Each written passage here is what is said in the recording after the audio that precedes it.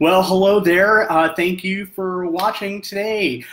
This is Jeremy Marin. I'm the Existential Wine Guy, and I'm here to answer some questions about wine, talk a little bit about philosophy, and a few other things. So thank you for joining me. First and foremost, we should start out with what I'm drinking today. Yes, I've got the Michael David Petite Syrah. Yes, I'm broadcasting from Sacramento. It is about 100 degrees right now, so big, heavy wine like a Petite Syrah you wouldn't think would go well, but I've been chilling it up just a little bit. I opened it up about 15 minutes ago, and it's been absolutely fantastic. Lots of ripe fruit on the front end of it, and you know, what you'd expect from Lodi, as well as a little astringency on the back end that kind of balances out the two. Right now, I have to admit that Michael David, for a very long time, seemed, I used to sort of classify it as sort of like supermarket wine, you know, because it's kind of one of those wine labels that was everywhere. You can find it in any grocery store. And I've really had a turnaround with them. After visiting their winery in Lodi, they've just got so many different varietals. They're absolutely fantastic. So I recommend a little Petite Syrah in your life. First and foremost, this is my second Facebook Live. I want to thank everybody who watched the first one. Not only that, but also I want to thank the people who actually watched the replay and left me a bunch of questions. So we're going to answer a couple of those today. We're going to talk a little bit more about Nelson Mandela. I left you with a quote last week and something kind of funny happened. So we're going to talk about that a little bit. To start off, actually talking about astringency, the first question that I got was from Charlene, who I happen to see watching right now. Thank you so much.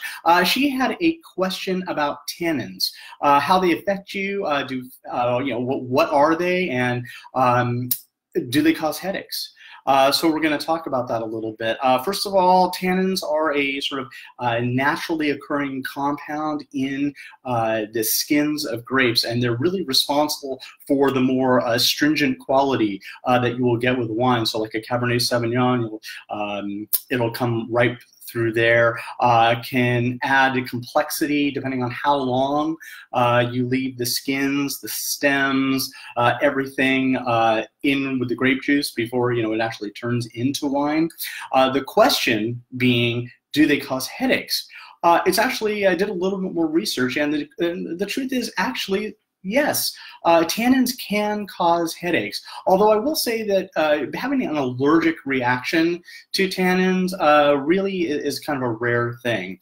There are lots of foods that do have tannins, and one way you can check yourself with that is consuming those other foods and see if you get headaches from that. Great things to check. Black tea has that bitterness. There are naturally occurring tannins in black tea, as well as dark chocolate. So if you have had lots of dark chocolate and or tea and not gotten a headache, probably the real culprit is, well, alcohol, especially out here in California, where we have big, bold wines that tend to have slightly higher alcohol levels, anywhere from the 14.5 up, than maybe European wines, specifically Spain and Spanish wines and Italian wines. Those will have much lower alcohol and sort of affect you differently. So while definitely you could blame the tannins, check it out. Try other things that have tannins and see if those things aren't the ones that are really causing the headache. Again, I'm Jeremy. You are watching the Existential Wine Guy. I want to thank a couple people who've joined in. Michelle and Charlene, thank you so much. Russ, we're going to give a little shout out to you because I'm a big fan of what you're doing. So stay with me to the end of the show on that.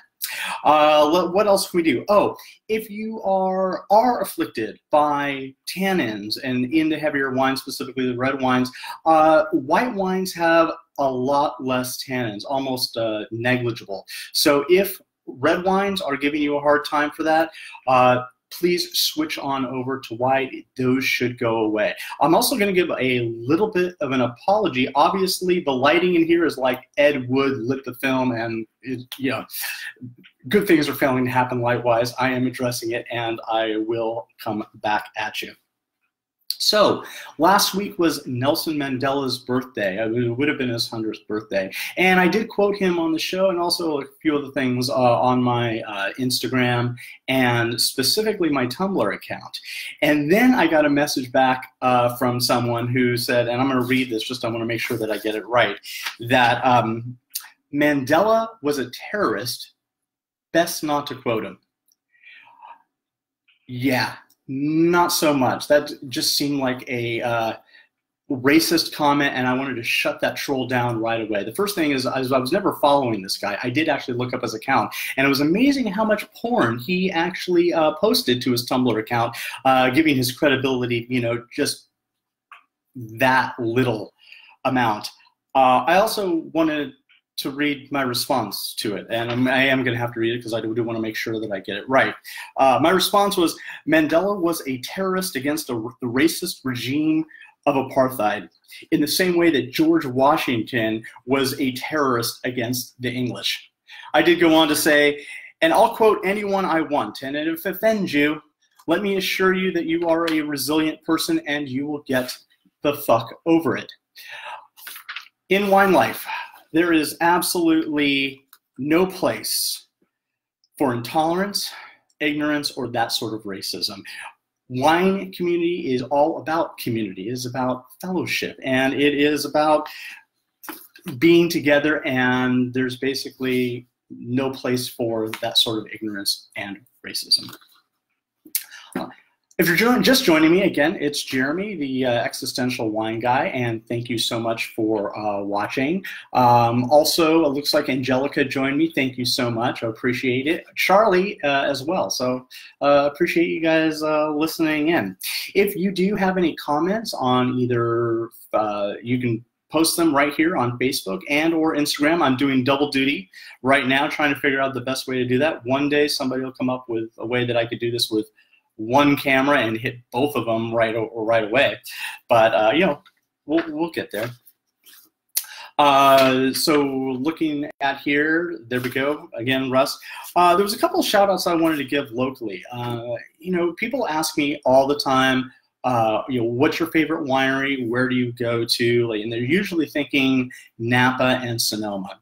Napa and Sonoma are definitely California wine country, except that California is wine country. You can't go anywhere in California without there being a winery, a growing area, a tasting room, something to have to do with wine.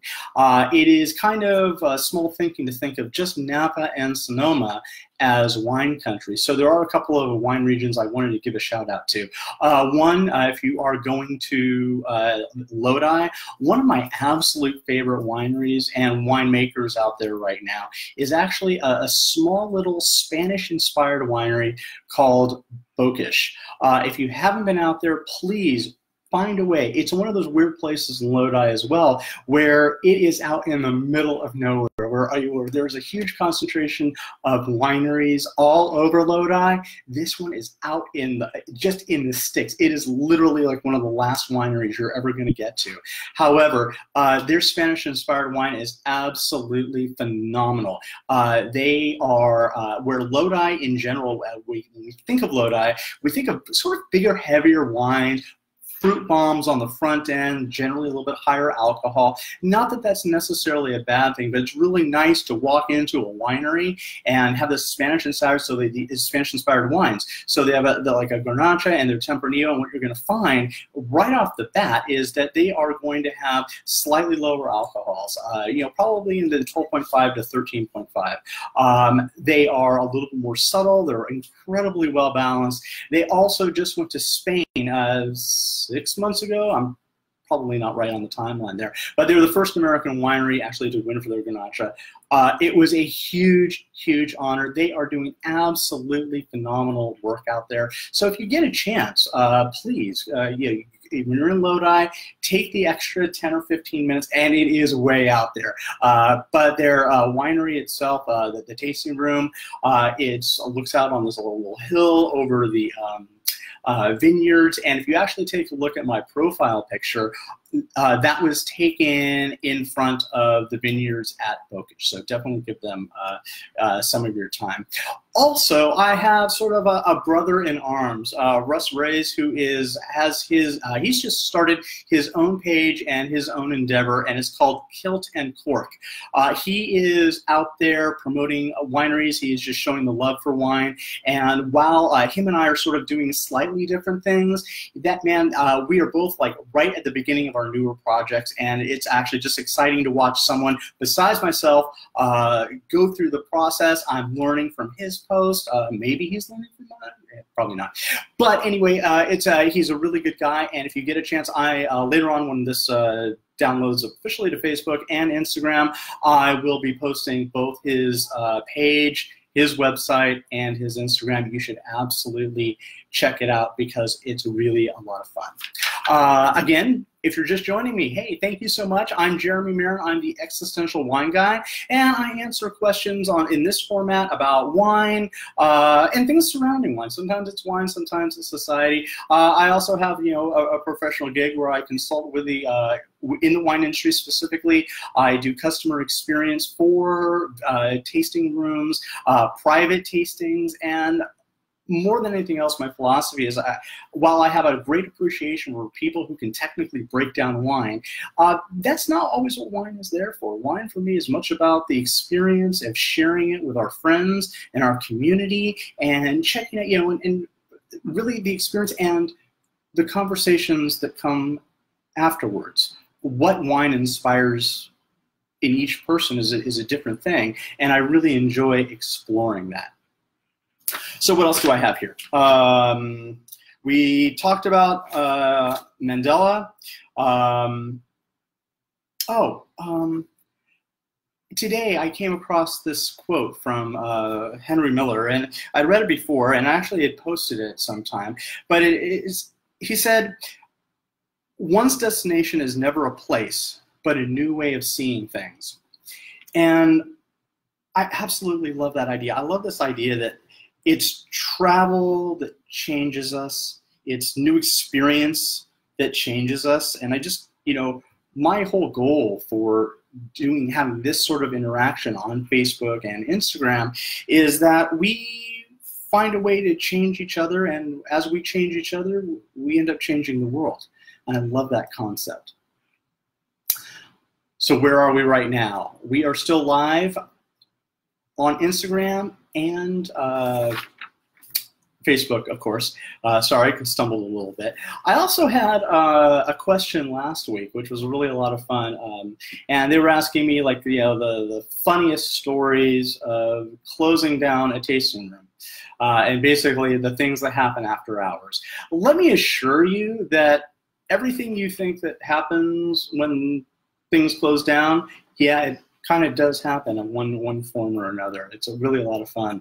I used to manage a tasting room, and I will say that there was a winery right next door to us that we sort of had access. It was all sort of in the same building. And it was amazing to hear the noises that would come next door after closing time. Not necessarily a scene out of Caligula, but, from just the noises, you might have mistaken it. So it was kind of fun that Glenn, who asked that question, just brought up all these kind of funny memories after the fact. So if you have more questions like that, I'm always up for those as well. Well, I'm just checking on time. I don't want to take too long. I want this to last about 20 minutes or so. However, if you do have any questions, I'd love to go ahead and answer them right now. One thing that we are going to be talking about later on in the upcoming next episode is we're going to talk about sulfites.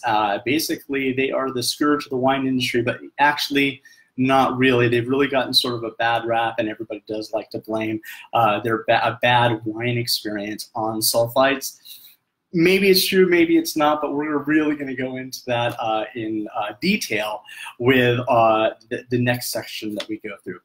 If you are just joining us, again, Jeremy Marin, I'm the Existential Wine Guy, and I'm here to answer questions about wine, society, how wine affects society. One way that it does for me, of course, is film. I'm a huge movie guy. Before I got in professionally to the wine industry, I actually worked for a video distributor, and I love film. And I also love movies that sort of incorporate wine. There are some great ones out there, and I was asked, some of my favorites on that. A couple of them I'll just throw out real quick. One of them you'd think has nothing to do with wine, but Woody Allen's Vicky Cristina Barcelona. There are scenes of them eating at the restaurant or just kind of around their house, and everybody's drinking wine, and they're drinking wine all the time.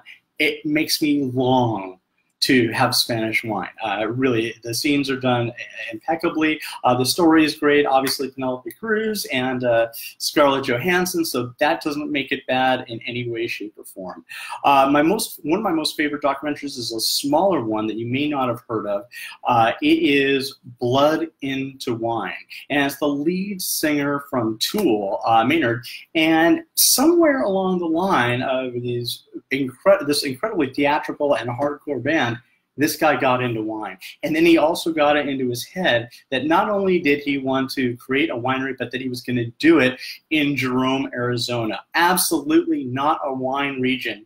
Well, now it is. I've actually tasted a couple of his wines, and they've been absolutely fantastic. The grapes from that area are a little, just give a really sort of earthy flavor to it, and it's really kind of a lot of fun. So if you get a chance, 2 movies, one sort of about wine, but not really, and one amazingly about wine, please check them both out. Vicky Cristina Barcelona, as well as Blood into Wine. Also, Blood into Wine has a lot of cameos in it, and it's a really, really funny film.